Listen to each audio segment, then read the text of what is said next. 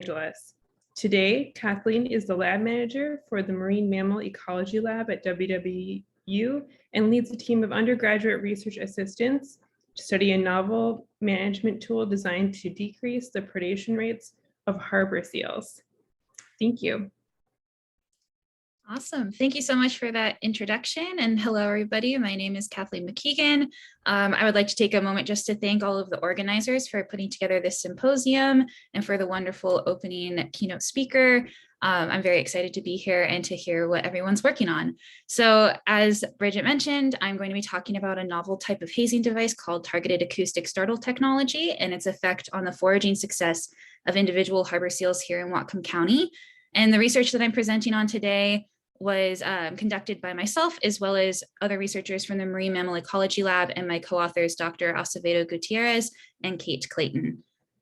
So first, I would like to contextualize my talk within the context of a conflict that I'm sure many folks are familiar with, which is the conflict between pinnipeds and frankly humans, but mostly fisheries, over commercially important prey species.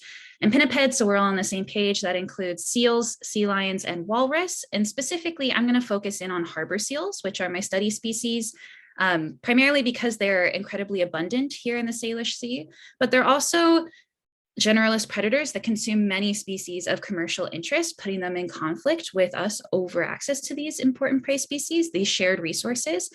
And primarily, the species I'm going to focus on in terms of that shared resource is Pacific salmon, a taxa of great ecological, economical, cultural, and of course, conservation concern, as many Pacific salmon stocks are declining here in the Salish Sea.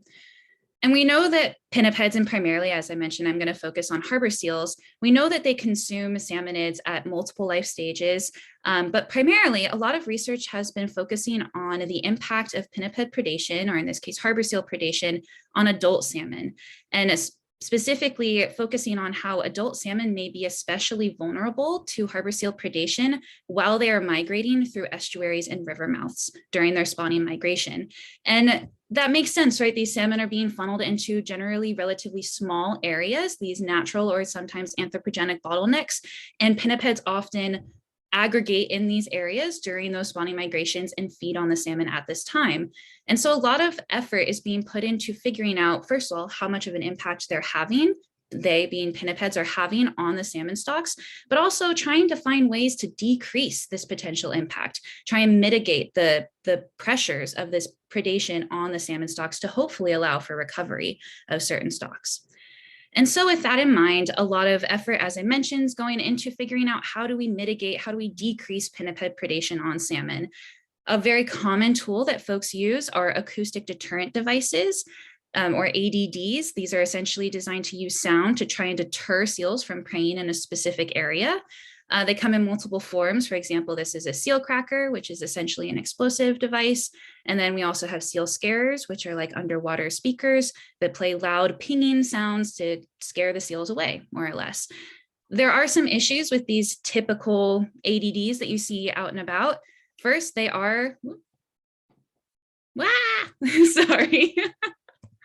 There we go. They are designed to cause pain. So that can, in fact, cause hearing damage, which harms both the target species, in this case, the seals, as well as non-target species, such as those that are particularly sensitive to noise pollution, such as odontocetes, like dolphins and porpoises.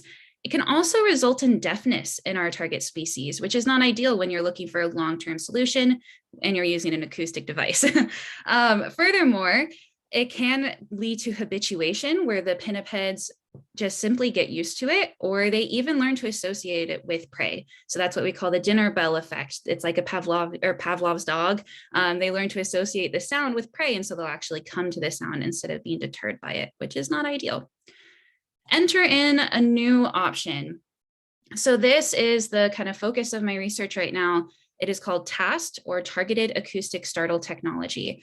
And TAST is a new type of ADD, acoustic deterrent device, that was developed by researchers in Scotland, specifically in the Sea Mammal Research Unit in the School of Biology at the University of St. Andrews. And the device is different from most typical ADDs in two primary ways. First, it is using a sound that triggers an autonomous reflex response in seals, and specifically in harbor seals and gray seals. And when I say that, what I mean is they hear the sound and an autonomous reflex response gets triggered where they get startled, which makes it very difficult to habituate to because it's a reflex. It's something that the harbor seals can't really consciously control as much. Furthermore, they can try and target this ADD specifically to pinnipeds in order to reduce the harm to non-target species. So if we look at this chart produced by the researchers in Scotland who developed the device, we have frequency here on the x-axis and then decibel level on the y-axis. And if you look here, this is the range that TAST is operating in. It's a bit of a lower frequency range than most current ADDs are using. So they're using a higher pitch, whereas TAST uses a bit of a lower pitch. And on this lower frequency range, pinnipeds, specifically harbor seals, which are these red diamond shape right here, they are more sensitive to that frequency range at a lower decibel level than other species of concern, such as odontocetes or bony fishes.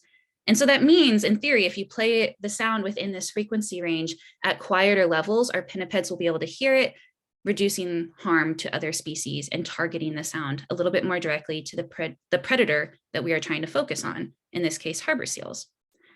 So TAST has been tested in a couple different scenarios, mostly in Scotland around farmed salmon and aquaculture pens, trying to deter harbor seals and gray seals from consuming farmed salmon, where it showed to be relatively effective with pretty significant decreases in predation rates. It was also deployed more recently at the Ballard Locks in Seattle. And then the folks at Oceans Initiative, a local research group here in the Pacific Northwest, was able to get TAST over here to Whatcom County. It was deployed at Whatcom Creek in fall of 2020 to hopefully deter the harbor seals preying on salmon in the creek. Now, this was a pretty exciting opportunity because Whatcom Creek's in a very ideal spot to study the impact of pinniped predation on salmon. First of all, so for context, this is the study site we're focusing on. It's the mouth of Whatcom Creek, which is located in downtown Bellingham. For some context, this is Holly Street, the Holly Street Bridge, if you all know it. This is Maritime Heritage Park, and the creek is flowing in this direction towards Bellingham Bay. Now, the creek, as I mentioned, is relatively small, so you can access it very easily via the public park. There's some boardwalks, there's sidewalks, there's trails, and you can stand on these sidewalks and look out over the creek and observe the activity without needing anything like a boat or anything like that, which makes it very ideal for studying harbor seal activity in the creek. Furthermore, up here, you can see part of the Whatcom Creek Hatchery, which is maintained and run by the Bellingham Technical College, as well as their co-managers with the Lummi Nation and the Nooksack Indian tribe. And they maintain a population of Chum salmon and Chinook salmon that run upriver to spawn in the fall. So we have a reliable salmon population that frequents this creek. And furthermore, this is where the TAST was deployed, right here at the base of the hatchery fish ladder by the folks at Oceans Initiative. And we also have a population of harbor seals that reliably aggregate in Whatcom Creek every fall to feed on the adult spawning salmon. And we know this because folks at our lab, the Marine Mammal Ecology Lab, have been studying this population of harbor seals since 2011. So we have a wealth of knowledge about these seals that frequent the creek. We've identified roughly 200 individuals since 2011, that many of whom are coming back year after year to feed on the salmon. For instance, you can see over here, this is individual 104, who has returned multiple years in a row, and it has come back again in 2020 and in 2021 to feed on salmon. So we have this known population of seals that reliably return every year, but we also know that they're only coming to feed on salmon. And so this graph was produced by the previous graduate student, Grace Freeman, who found, if we look at salmon numbers, which is in this dark black color, versus seal numbers, which are in the lighter gray, over several years between 2014 and 2019, both populations essentially peak in the creek in terms of presence around November. So that's when the salmon are returning to spawn, and the seals only ever show up in the creek at the same time, suggesting they're really only here to feed on salmon. They're not here for really any other reason. Also, since 2011, we've been learning a lot about these seals all the way down to the individual. And we've been able to track their foraging success, meaning seals that successfully capture and consume a salmon in Whatcom Creek. We've been able to track that at an individual level for almost a decade now. And we've noticed a lot of key things about this population here at Whatcom Creek. First of all, there's significant variation between the individuals in terms of how successful they are. So what I mean by that is that some are very skilled hunters, to put it bluntly, and some are not. And you can look at that between these two individuals. We have ID 0039 here and then ID 12 right here. Both individuals have visited the creek multiple years and multiple times each year. They're very frequent flyers, if you will. However, individual 39, we have definitely over 20 instances where we've noticed this individual capture and consume a salmon, whereas ID 12, we have never seen a single salmon consumed by that individual, which suggests that there is this significant variation between our individuals in terms of how much salmon they're consuming when they are at the creek, and also potentially putting forth some evidence for rogue individuals, those that are having a disproportionate impact on the prey population compared to other seals in the population. And those may be a focus for pinniped management strategies. So all of this together created an ideal situation to try and fill some key knowledge gaps in terms of how successful this new type of hazing device, TAST, which almost seems too good to be true, how effective is it? And we can study that here at Whatcom Creek. So the knowledge gaps I was trying to fill, essentially, was that there has been no research on the effects of TAST on individual seals. And this is important because most studies that have looked at TAST so far have looked at the general population and looking at the decrease in predation rate of the seals per hour. But nothing has tracked it across the individual level. And it's very possible, previous research has suggested that some seals may not be affected by TAST to the same degree, and that most predation may be occurring by only a couple individuals within the population. So it'll be really interesting to see how TAST is impacting our individual seals, tracking that foraging success across the individual, and looking specifically at what's going on with those possible rogue individuals that we see at Whatcom Creek.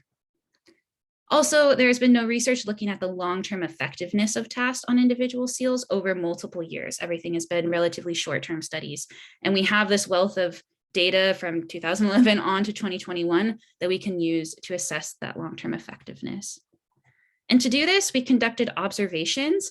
So TAST was deployed by Oceans Initiative between October 29th and November 24th at high tide only, because the instrument needed to be fully submerged. They followed a 3 days on, 1 day off schedule. And during that time, our lab conducted 25 observations. Our observations are 2 hours long around the slack tide, the idea being that the water is a little bit more still as the tide is shifting, and so we can observe activity a little bit better. We collect during that 2 hours, every half hour, we summarize what's going on with the population. So how many seals are in the creek, how much fish are they consuming, as well as environmental data like what's the weather, what's the tide, etc. We also continuously throughout the 2 hours are collecting surfacing events data, and that is anytime a seal breaks the surface, we are noting where it is, how long it's at the surface, what it's doing, and if it is consuming a fish or not. And while it's at the surface, we are also taking photos of those individuals to ID them. So we have, ever since 2011, been collecting a lot of photographs of these individual seals. And fortunately for us, seals have unique fur patterns on their faces that allow them to be identified down to the individual level. And so, for instance, we're able to separate unique individuals tracking the right, front, and left side of their faces and create a 4-number numerical ID for each individual seen across the years. So this is an example of individual 0039, the individual I've been talking about quite a lot throughout the presentation. This photo was taken in 2016, and using either the free software called Wild ID, or in some cases manually, when the photo quality is not quite as good, we ID these individuals. And so we try to find at least 3 markings that match to the catalog. So you can see I circled a couple examples here.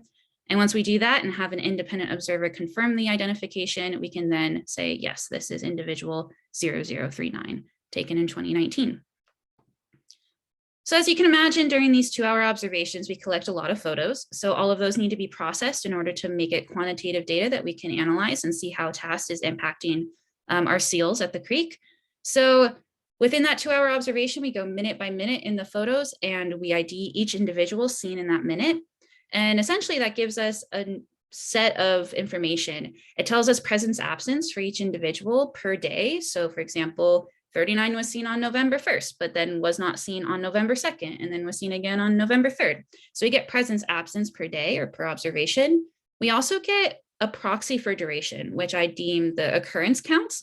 Essentially, because we're going minute by minute, we get a relative proxy for how long these seals are spending at the creek. So for example, let's say in 1 2-hour period, we got 59 minutes of photos of individual 39, whereas we got 2 minutes of photos of individual 12. That gives us a relative proxy for how long these seals are spending at the creek. We can also use the photographs as well as our observational data to associate foraging successes with individuals. When I say foraging success, I mean that individual successfully caught, captured, and consumed a salmon at Whatcom Creek during our observation. And fortunately for us, well, with smaller prey, harbor seals can grab and gulp underwater. With larger prey like salmon, they have to come to the surface, and we observe this surface feeding behavior. Because it's so large, they have to process it up at the surface. And so thanks to that, we can grab these photos and identify which individual has a fish at what time and on what day. For example, this is individual 228, and this is individual 79 with a fish. All right, so with all that information, we can start to assess how TAST is impacting harbor seal predation at the creek. I'm going to be sharing mostly preliminary results from fall 2020 specifically. The reason for that is that we did conduct observations in fall 2021 to try and assess the long-term effects. However, those photos are still being processed, so I cannot share that information yet. But when we look at fall 2020 specifically, we can compare TAST on days, those 3 days on, to the TAST off days to see how the short-term effects might be impacting our harbor seals. And so looking just at fall 2020 within that experimental window of October 29th to November 24th, we saw a total of 82 individual seals at Whatcom Creek. And within that time period, during those 2-hour observations, we observed at least 144 salmon being consumed by this population of seals during that month. Individual 173 here was the most commonly seen seal during November, fall 2020. And caught 11 salmon, 6 of which were caught when the TAST was on, 5 of which were caught when the TAST was off.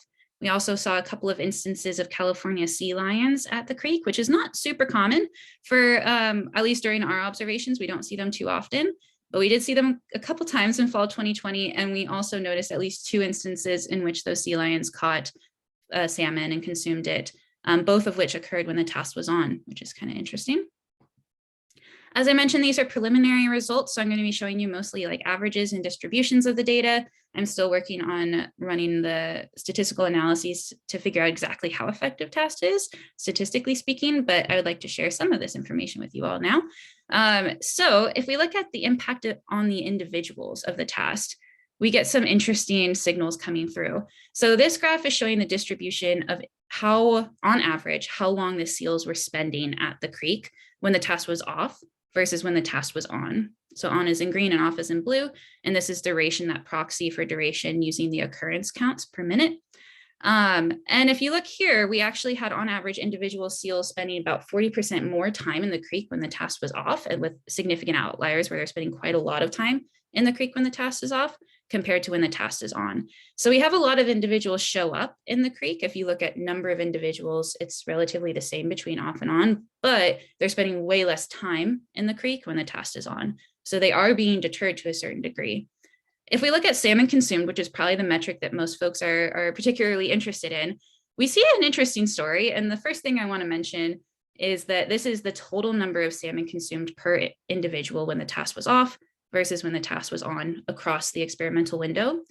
And there's a lot of zeros. And that's just because we're only at the creek for 2 hours during these random observation times. And so there's a lot of individuals that we just don't happen to see catch a fish. So there are a lot of zeros in this population, a lot of no fish caught by individuals.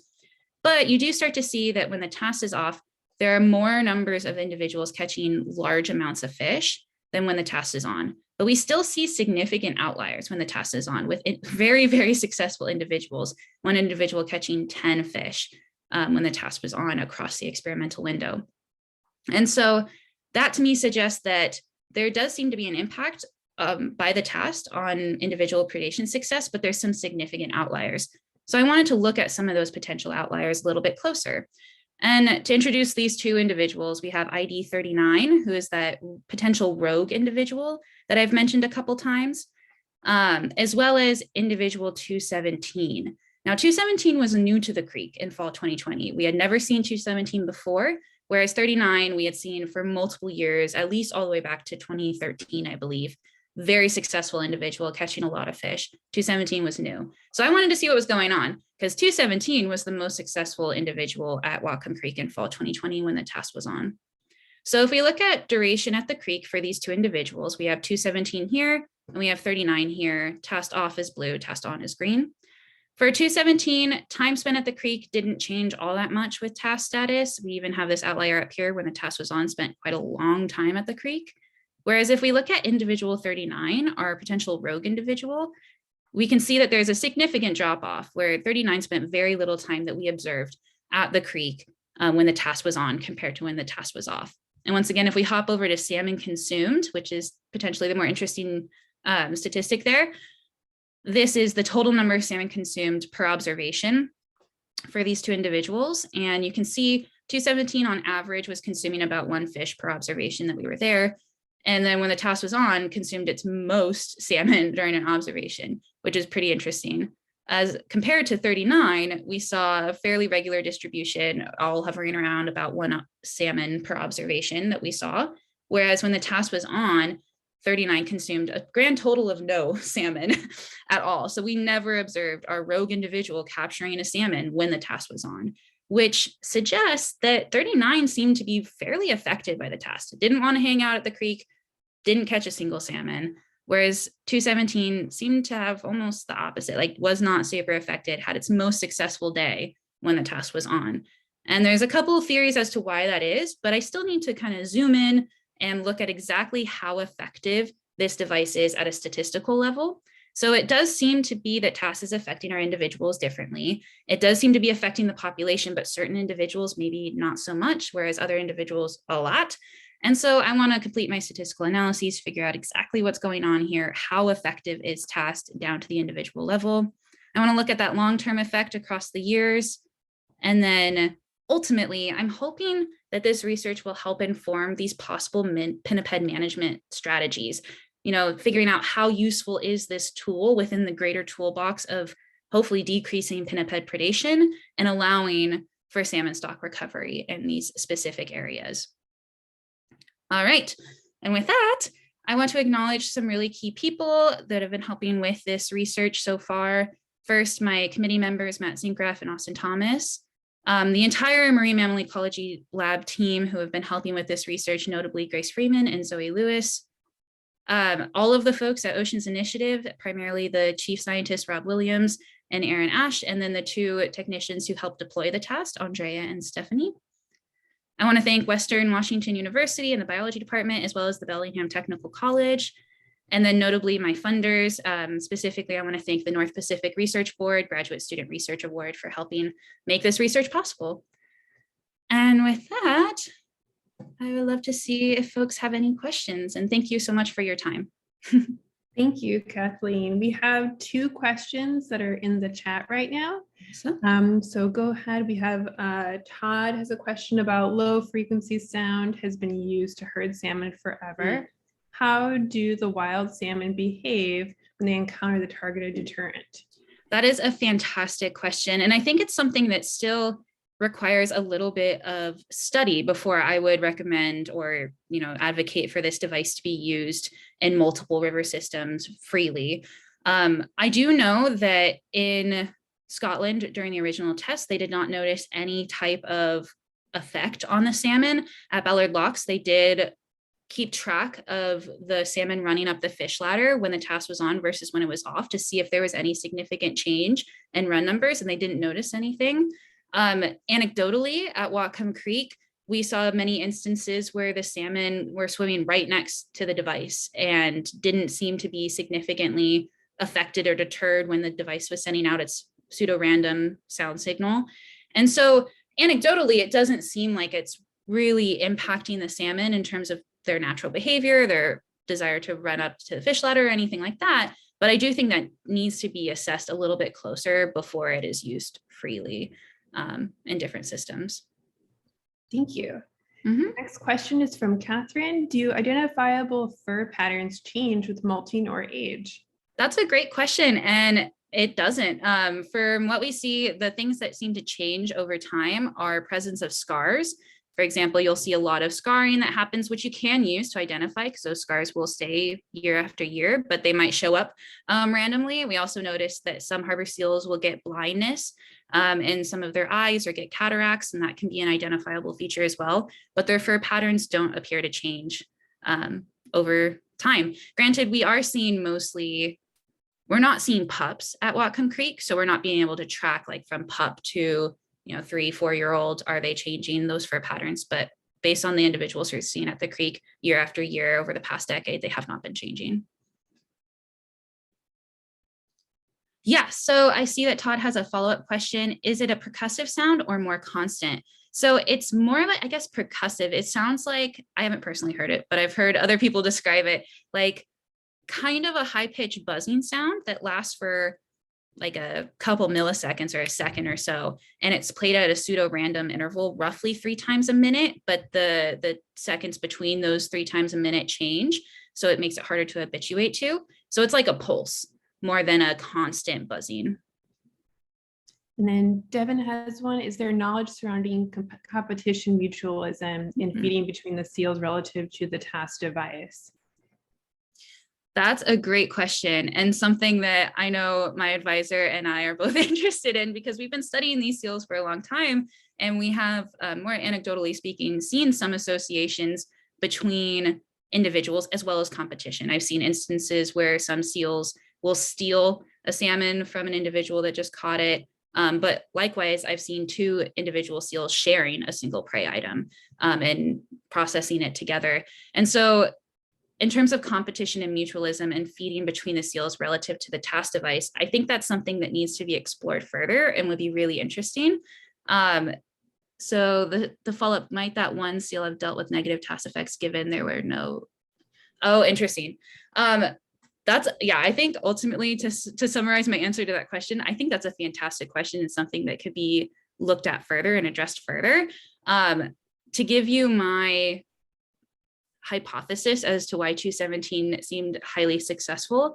If you know the anatomy of the creek, which I can open back up, but there's this kind of juncture, this corner, where you have the fish ladder on one side and you have this kind of upstream area. And 217 spent most of its time hunting in that upstream area where it very theoretically, very possibly, there was essentially a sound shadow. The sound was not able to turn that corner and go up into the higher falls area.